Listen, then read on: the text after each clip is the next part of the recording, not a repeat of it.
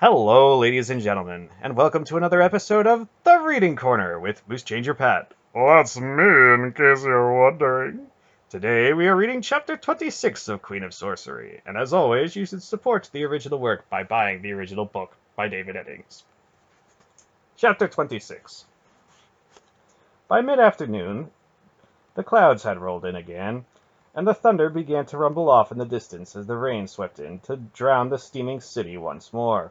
The afternoon thunderstorm seemed to come at the same time each day, and they had even grown accustomed to it. They all moved below deck and sat sweltering as the rain roared down on the deck above them. Garion sat stiffly, his back planted against a rough-hewn oak rib of the ship, and watched Aunt Pol, his face set stubbornly and his eyes unforgiving. She ignored him and sat talking quietly with Sinedra. Captain Greldick came through the narrow companionway door, his face and beard streaming water.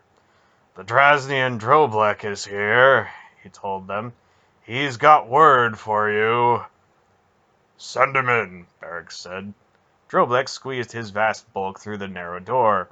He was totally drenched from the rain and stood dripping on the floor. He wiped his face. "It's wet out there," he commented. "We noticed," Hadar said. "I've received a message," Droblek told Aunt Pol. "It's from Prince Keldar." "Finally," she said. "He and Belgarath are coming down river," Droblek reported. "As closely as I can make out, they should be here in a few days, a week at the most. The messenger isn't very coherent." Aunt Pol looked at him inquiringly. "Fever," Droblek explained. "The man's a Drasnian, so he's reliable, one of my agents at an up-country trading post. But he's picked up one of the diseases that infest this stinking swamp. He's a little delirious just now. We hope we can break the fever in a day or so and get some sense out of him. I came as soon as I got the general idea of his message. I thought you'd want to know immediately."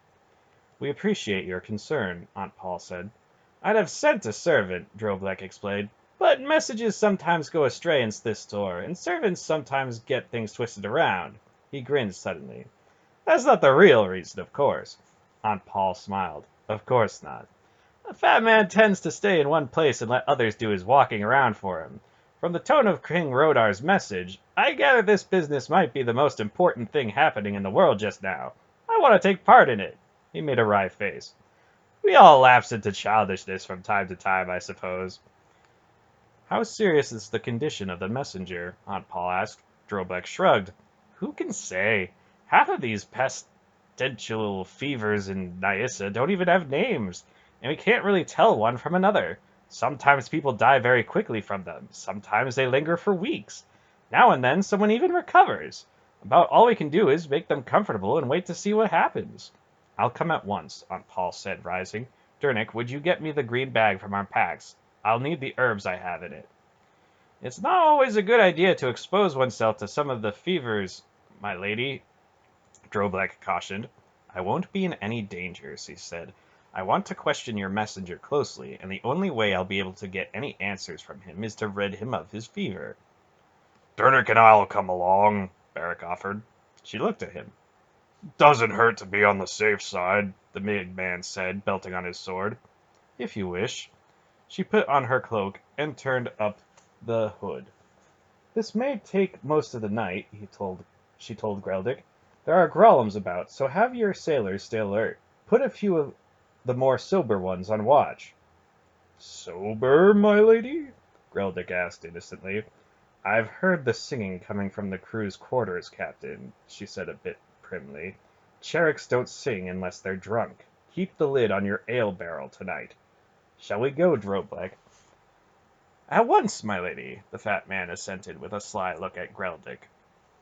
Garion felt a certain relief after they had gone. The strain of maintaining his rancor in Aunt Pol's presence had begun to wear on him. He found himself in a difficult position. The horror and self-loathing which had gnawed at him since he had unleashed the dreadful fire upon Shamdar in the Wood of the Dryads had grown until he could scarcely bear it. He looked forward to each night with dread, for his dreams were always the same. Over and over again he saw Shamdar, his face burned away, pleading, "Master, have mercy." And over again he saw the awful blue flame that had come from his own hand in answer to that agony. The hatred he had carried since Val Alorn had died in that flame. His revenge had been so absolute that there was no possible way he could evade or shift the responsibility for it. His outburst that morning had been directed almost more at himself than at Aunt Pol. He had called her a monster, but it was the monster within himself he hated. The dreadful catalogue of what she had suffered over uncounted years for him, and the passion with which she had spoken, evidence of the pain his words had caused her, twisted searingly in his mind. He was ashamed, so ashamed that he could not even bear to look into the face of his friends. He sat alone and vacant-eyed, with Aunt Pol's words thundering over and over in his mind. The rain slackened on the deck above them as the storm passed. Swirling little eddies of raindrops ran across the muddy surface of the river in the fitful wind. The sky began to clear, and the sun sank into the roiling clouds, staining them an angry red. Garion went up on deck to wrestle alone with his troubled conscience. After a while he heard a light step behind him. "I suppose you're proud of yourself?" Sinedra asked acidly. "Leave me alone." "I don't think so. I think I want to tell you just exactly how we all felt about your little speech this morning." "I don't want to hear about it." "That's too bad. I'm going to tell you anyway." "I won't listen." "Oh, yes, you will." She took him by the arm and turned him around. Her eyes were blazing and her tiny face filled with a huge anger. "What you did was absolutely inexcusable," she said. "Your aunt raised you from a baby. She's been a mother to you. My mother's dead. The Lady Pulgara's the only mother you ever knew, and what did you give her for thanks? You called her a monster. You accused her of not caring." "I'm not listening to you," Garion cried, knowing that it was childish, even infantile. He put his hands over his ears. The Princess Sinedra always seemed to bring out the worst in him. "Move your hands," she commanded in a ringing voice. "You're going to hear me even if I have to scream." Garion, afraid that she meant it, took his hands away. "She carried you when you were a baby," Sinedra went on, seeming to know exactly where the sorest spot on Garion's wounded conscience lay. "She watched your every first step. She fed you. She watched over you. She held you when you were afraid or hurt. Does that sound like a monster? She watches you all the time. Did you know that? If you even so much as stumble, she almost reaches out to catch you. I've seen her cover you when you sleep. Does that sound like someone who doesn't care?" "You're talking about something you don't understand," Garion told her. "Please just leave me alone." "Please?" she repeated mockingly. "What a strange time for you to remember your manners. I didn't hear you saying please this morning. I didn't hear a single please. I didn't hear any thank you either. Do you know what you are, Garion? You're a spoiled child. That's what you are." That did it. To have this pampered, willful little princess call him a spoiled child was more than Garion could bear. Infuriated, he began to shout at her. Most of what he said was wildly incoherent, but the shouting made him feel better. They started with accusations, but the argument soon degenerated into name-calling. Sinedra was screaming like a Kamar fishwife, and Garion's voice cracked and warbled between a manly baritone and a boyish tenor. They shook their fingers in each other's faces and shouted. Sinedra stamped her foot, and Garion waved his arms. All in all, it was a splendid little fight. Garion felt much better when it was over. Yelling insults at Sinedra was an innocent diversion compared to some of the deadly things he said to Aunt Pol that morning, and it allowed him to vent his confusion and anger harmlessly.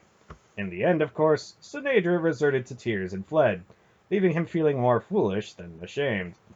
He fumed a bit, muttering a few choice insults he hadn't had the opportunity to deliver, and then he sighed and leaned pensively on the rail to watch night settle in over the dank city. Though he could not have cared to admit it, even to himself, he was grateful to the princess. Their descent into absurdity had cleared his head. Quite clearly now he saw that he owed Aunt Pol an apology. He had lashed out at her out of his own sense of deep-seated guilt, trying somehow to shift the blame to her. Quite obviously, there was no way to evade his own responsibility. Having accepted that, he seemed for some reason to feel better. It grew darker. The tropical night was heavy, and the smell of rotting vegetation and stagnant water rolled in out of the trackless swamp. A vicious little insect crawled down inside his tunic and began to bite him somewhere between his shoulders where he could not reach. There was absolutely no warning, no sound or lurch of the ship or any kind of hint of danger. His arms were seized from behind and a wet cloth was pressed firmly over his mouth and nose. He tried to struggle, but the hands holding him were very strong. He tried to twist his head to get his face clear enough to shout for help. The cloth smelled strange, cloying, sickeningly sweet, thick somehow. He began to feel dizzy, and his struggles grew weaker. He made one last effort before the dizziness overcame him, and he sank down into unconsciousness.